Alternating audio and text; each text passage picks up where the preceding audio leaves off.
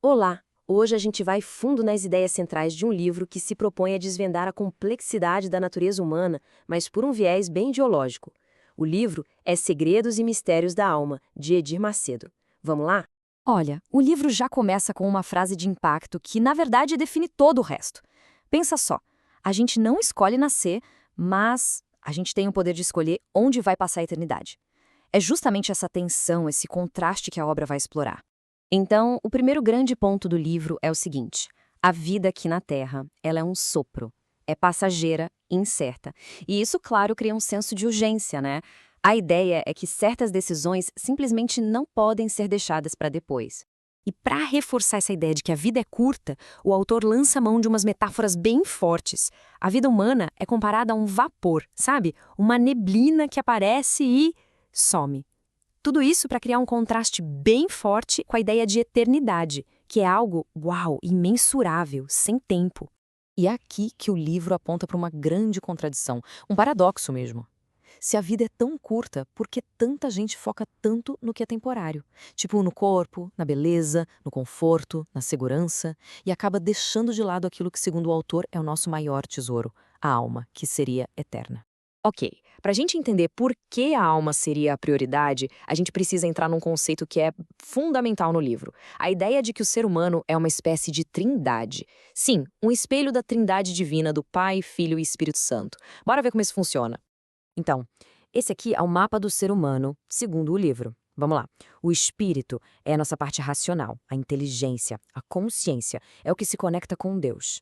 A alma, que o livro também chama de coração, é onde moram as emoções, os desejos, os sentimentos. E por fim, o corpo, que é, bem, a nossa casca física, né? O jeito que a gente interage com o mundo. Então, atenção a este ponto que é super importante. Toda vez que o livro fala alma, pode ler coração. É a mesma coisa. É o centro da nossa vida emocional, dos nossos quereres, sabe? E o mais importante de tudo, é a parte de nós que, segundo a obra, é imortal. E essa separação, essa ideia de um espírito racional de um lado e uma alma emocional do outro, bom, é aí que mora o conflito principal do livro. É como se existisse uma verdadeira guerra interna pelo controle da nossa vida. Partindo dessa passagem de Jeremias, o autor aponta o dedo para um culpado, o coração ou a alma. Ele é visto como nosso principal inimigo interno. Por quê? Porque ele seria enganoso por natureza. E se é enganoso, não dá para confiar nele como guia, certo? Sabe aquele ditado popular, siga o seu coração? Então, o livro argumenta exatamente o contrário, virar as costas para isso. Segundo essa visão, a única voz que seria segura não é a da emoção, do coração. Seria a palavra de Deus, que a gente entende com o espírito, com a razão. E a coisa vai mais longe. O livro diz que muitos pecados, eles não vêm só de uma tentação de fora. Não, eles nasceriam aqui dentro. Sabe? Brotariam desse coração que é visto como enganoso, indomável. Ou seja, a raiz do problema estaria dentro da gente.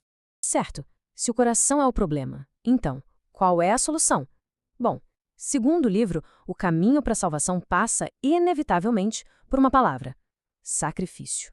Para explicar isso, o autor usa a parábola do tesouro escondido. A ideia é que, para conseguir o prêmio final, o reino dos céus, a pessoa precisa estar disposta a vender tudo. Mas esse vender tudo não é só sobre dinheiro ou coisas materiais, não.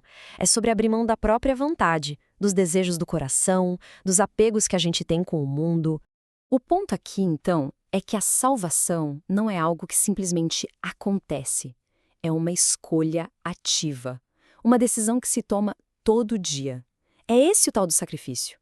Submeter os desejos da alma, da emoção, ao controle do espírito, da razão, que por sua vez deve estar alinhado com Deus. E essa batalha interna de todo dia que nos leva à consequência final de tudo isso, o que está em jogo no fim das contas. O livro é bem direto. Existe uma escolha definitiva com dois destinos possíveis e permanentes para a alma.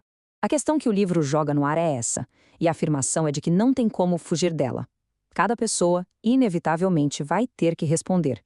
E essa resposta não é com palavras, mas com as escolhas que são feitas ao longo da vida aqui na Terra. E aqui estão os dois caminhos, sem meio termo. De um lado, a Nova Jerusalém, que é descrita como a casa eterna ao lado de Deus, um lugar de paz. Do outro, o Lago de Fogo, que é chamado de a Segunda Morte, um lugar de tormento que não tem fim. E um ponto-chave da argumentação é este: não dá para ficar em cima do muro. Não existe lugar neutro nessa decisão. Ser indeciso, para essa lógica, já é uma escolha. É, por padrão, escolher o caminho da condenação. No fim das contas, essa exploração de segredos e mistérios da alma deixa a gente com essa pergunta, que é central e bem provocadora. Ela resume toda a experiência humana como uma grande troca, uma escolha fundamental entre aquilo que se ganha no mundo, que é passageiro, e o destino eterno da alma.